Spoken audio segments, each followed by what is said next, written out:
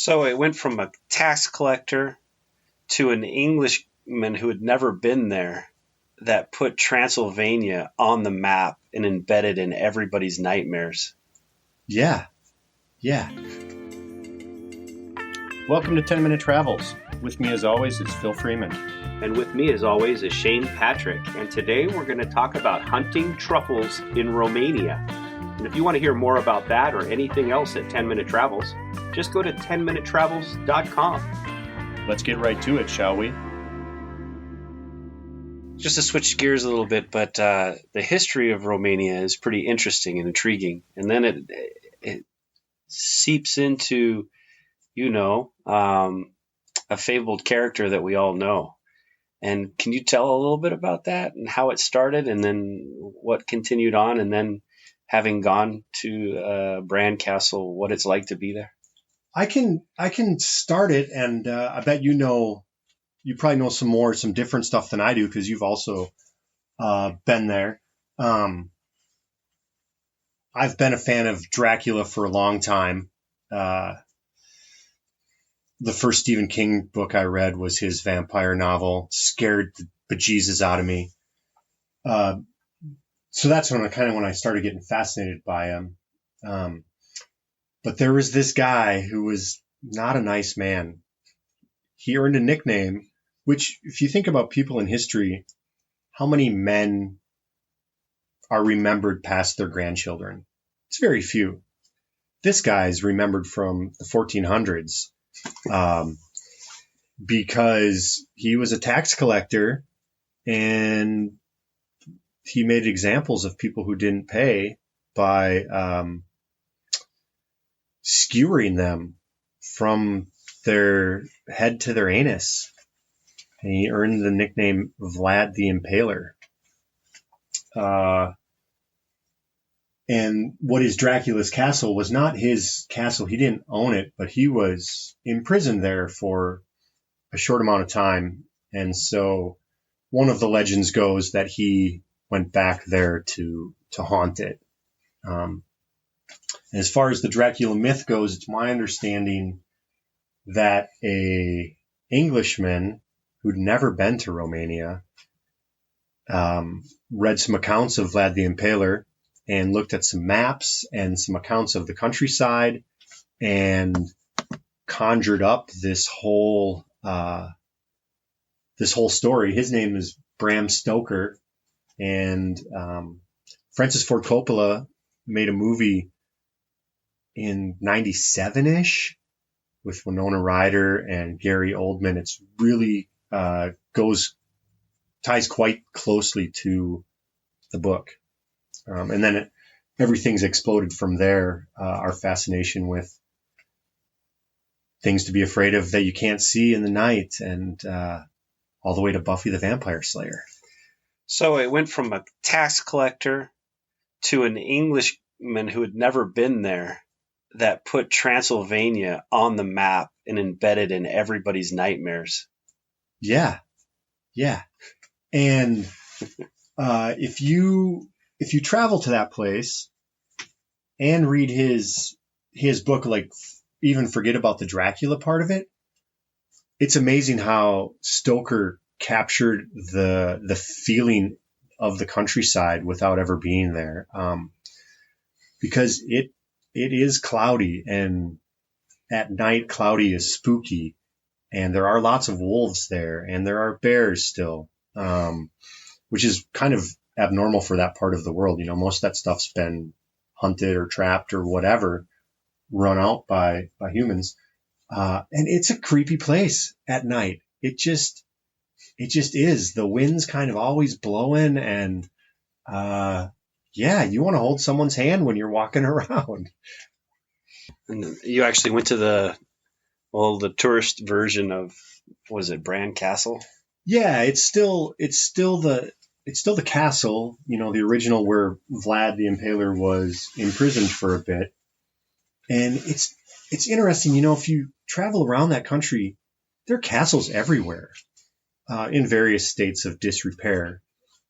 But there are a lot of castles. If you're a castle freak, heaps of them.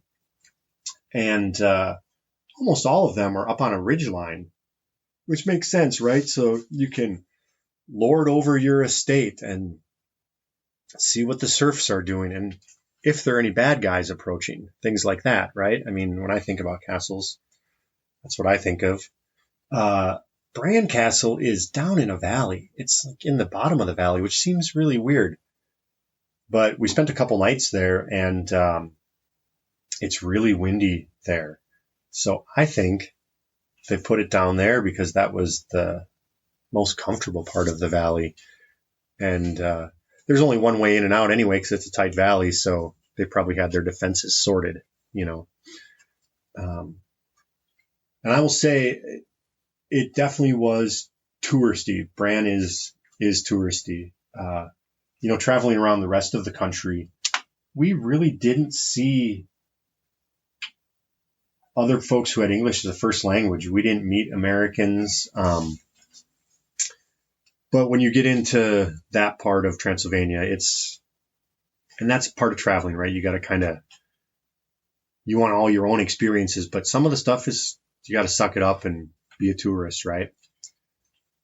So that town, they've been having a Halloween party there for a long, long time.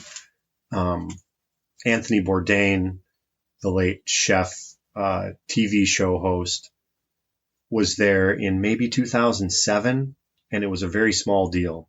And his success made that a bigger event. And so it's hard to estimate how many folks were there, but it was in the thousands.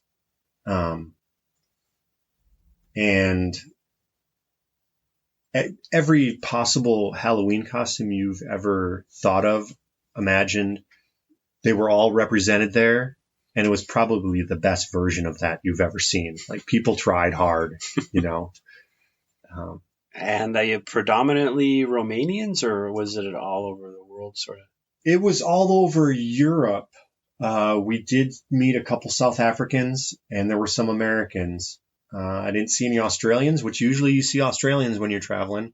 They might have been there. Like I say, there were thousands of people. We could have missed the Aussies. But it was primarily Europeans. And then aside from that, the tourist Bran Castle, what were other historical highlights that you saw?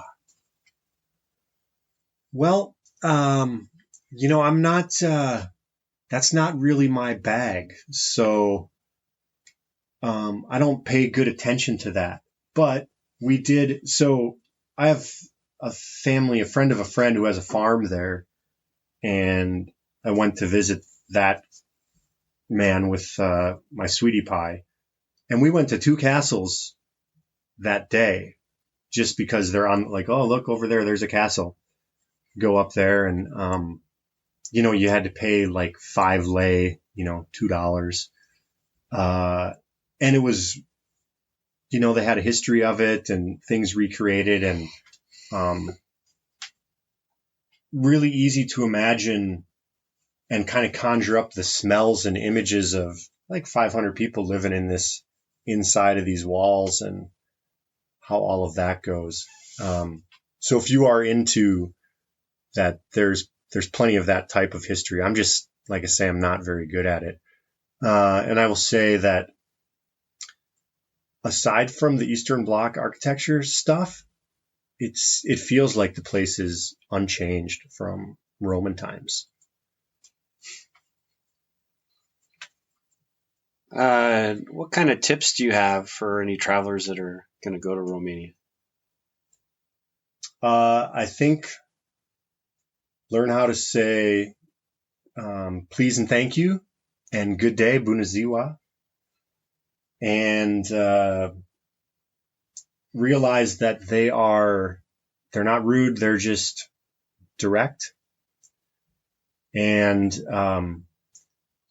if anyone offers you palinka or suica, you should take it. Those are homemade either apple or pear or grape brandies that are homemade. And they're like the wines. Some of them are really good and some of them are a little more difficult, but they're all made right there. Like everyone, this is my uncle made this. It's the best in all of Romania. They're really proud, happy people. You will hear about gypsies. Gypsies are from there. And when I think of gypsies, I think of bangles and big earrings and the headscarves and street performers who are also shysters or con men or pickpockets.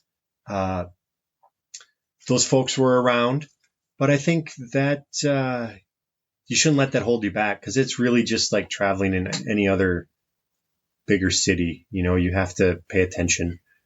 I would think that's... Any dangers or annoyances or any way you would have done it different, knowing what you know now, having gone there? I probably would have had a motorcycle a little longer because the roads there they scream for motorcycles. I would have worked a little harder on getting maybe 15 or 20 phrases because people's faces light up when you say that you want water without gas in Romanian, and they treated us accordingly. I would also say Charlie Chaplin is a fantastic costume because everyone over the age of 25 around the whole world who you would run into at that party recognizes that person. I had many people ask to have their pictures taken with me, and it was really fun. I would add on to that and say if you happen to be flying through Frankfurt on your way back to wherever home is, you should shave your toothbrush mustache beforehand because it's still too soon for them. But that's not Romania. That's sort of off topic. It's a good tip, though. Would you go back? If there weren't 185 countries I haven't been to, I'd go back right now. It's fantastic. And I would say if you're thinking about it, put it on your list quickly because right now they are still, they have not gone full Euro. They have a little bit of the European Union privileges, but a lot they don't have yet. So there's two big things that come to mind there. One is the money. So it's more economical right now because your money will go further. When they're on the Euro, that's going to change, I would imagine. And the other thing is I've been to a country pre and post European Union in the past. And one thing that happens is there's this massive push of infrastructure that it bulldozes away a lot of the character of a place. And that is right around the corner for Romania. So get to it. That was Shane Patrick, and we were talking about hunting for truffles in Romania. If you want to learn more about that or anything else on 10-Minute Travels that we talk about, please visit 10minutetravels.com. And we want to remind you to make sure that your sense of humor matches your sense of adventure. Please like, subscribe, and share this podcast on all the platforms.